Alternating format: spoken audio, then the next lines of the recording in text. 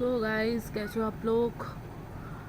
Actually Sunday थी, पूरा दिन सोने में बीत गई मेरी। 4:30 बजे उठ के मैंने लंच किया, उसके बाद मूवी वूवी देखी मैंने, उसके बाद बस बैठी हूँ। आज कुछ खास व्लॉग वगैरह बनाई नहीं मैंने, ना मैं कोई पार्क में गई ना कुछ स्पेशल जगह पे गई, बस घर पे ही बैठी हूँ। एक्चुअली तबीयत थोड़ा ठीक नहीं है। एक दिन पहले एक्चुअली लड़ाई हो गई थी, 2-3 दिन पहले की बात है, लड़ाई हो गई थी। तो मैं हैदराबाद चली गई थी गुस्से में। सो वहाँ पे तो बहुत अजीब सीन हो गया। वहाँ जाते ही मेरा ट्रांसैक्शन बंद हो गया। मैंने बहुत फ्रेंड्स को कॉल किया, किसी ने कॉल ही नहीं पिक किया। फाइनली मम्मी को कॉल किया, मम्मी भी गुस्से में थी। फिर केरला में मौसा जी रहते हैं मेरे, एक्चुअली उनका टूर एंड ट्रैवल का बिज़नेस है। सो मैंने उनको बोला कि मौसा जी मुझे पैसे की ज़रूरत पड़ गई है, अभी बहुत दिक्कत हो रही है। एक्चुअली मेरा जो डिपॉजिट है वो एक दिन में 2 बार मैंने क्लोज़ कर दिए थे। उसके बाद दोबारा मैंने ओपन करने की कोशिश की तो वहाँ पे ओपन ही नहीं हो रहा था, और वहाँ पे मैं कैब में बैठी हुई थी। फिर फाइनली जो मेरे जो मौसा जी है, उन्होंने टिकट करा के दी। सिकंदराबाद हैदराबाद की जो स्टेशन है वहाँ पे, रेलवे स्टेशन में थी मैं, वहाँ से कराई। मतलब इतना बुरा कंडीशन लाइफ में फ़र्स्ट टाइम हुआ है कि मतलब गुस्से में मैं घर से निकल गई और ऊपर से ट्रांजेक्शन बंद होना। और फाइनली ट्रांजेक्शन मेरे ओपन हो गए थे। फिर मेरे मौसा जी ने 1000 रुपये भेज दिए थे अकाउंट में। उसके बाद टिकट भी करा के दिए थे उन्होंने उस टाइम। फिर रात को 1:30 बजे मैंने कॉल किया था उनको केरला में। उसके बाद मौसी ने भी मुझसे बात की, फिर पैसे वैसे हो गया था अरेंजमेंट। फाइनली ऐसे ही हुआ सीन।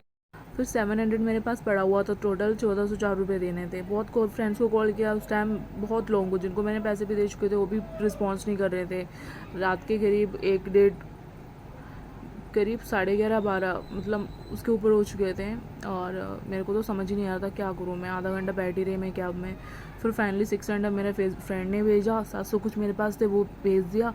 और फिर मैं कल पहुँची थी घर पे। तो 140 रुपये बाकी थे ड्राइवर के, तो मैंने उनको फिर पेटीएम नंबर लेके भेज दिया था।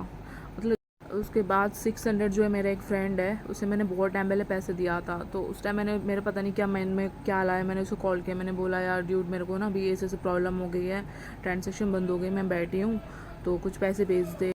लाइफ में फ़र्स्ट टाइम ऐसा सीन हुआ है कि आउट ऑफ दिल्ली जाने के बाद ट्रांजेक्शन बंद होना, और हाथ में कम पैसे थे। मुझे लगा कि यार पेटीएम चल रहा है, ऑनलाइन ट्रांजेक्शन है, ये बंद ही नहीं होगा। तो कभी सोचा नहीं था कि ऐसे भी हो जाएगा कि ट्रांजेक्शन ही बंद हो जाएगा एकदम से।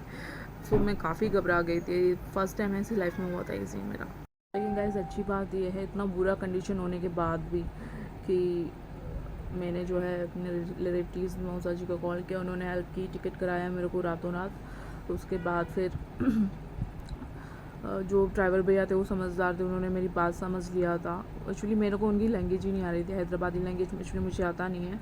इंग्लिश, हिंदी, मलयालम आता है मेरे को लैंग्वेज में।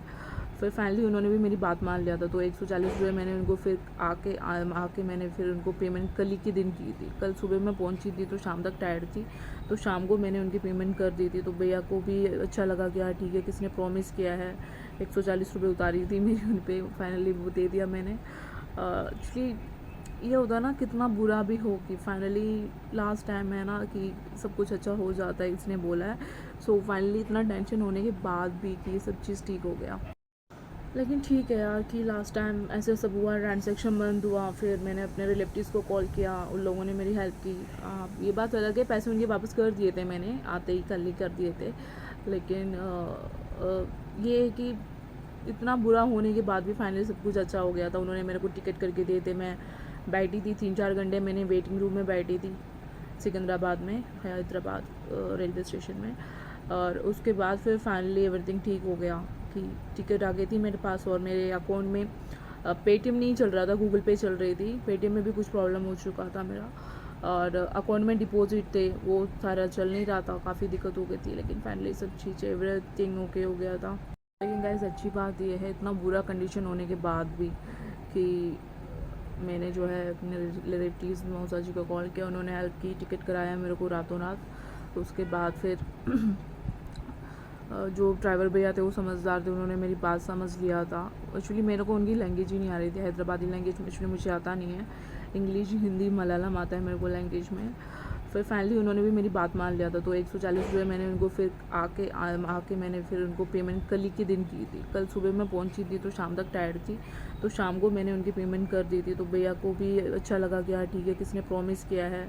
140 रुपये उतारी थी मेरी उन पर, फाइनली वो दे दिया मैंने। एक्चुअली ये होता है ना, कितना बुरा भी हो कि फाइनली लास्ट टाइम है ना कि सब कुछ अच्छा हो जाता है, इसने बोला है। सो फाइनली इतना टेंशन होने के बाद भी कि सब चीज़ ठीक हो गया। लेकिन ठीक है यार कि लास्ट टाइम ऐसे सब हुआ, ट्रांजेक्शन बंद हुआ। फिर मैंने अपने रिलेटिव्स को कॉल किया, उन लोगों ने मेरी हेल्प की। ये बात अलग है, पैसे उनके वापस कर दिए थे मैंने, आते ही कल ही कर दिए थे।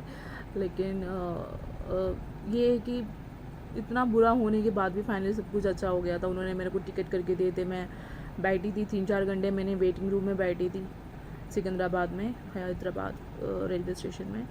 और उसके बाद फिर फाइनली एवरीथिंग ठीक हो गया कि टिकट आ गई थी मेरे पास। और मेरे अकाउंट में पेटीएम नहीं चल रहा था, गूगल पे चल रही थी। पेटीएम में भी कुछ प्रॉब्लम हो चुका था मेरा, और अकाउंट में डिपॉजिट थे वो सारा चल नहीं रहा था, काफ़ी दिक्कत हो गई थी। लेकिन फाइनली सब चीज़ें एवरीथिंग ओके हो गया था।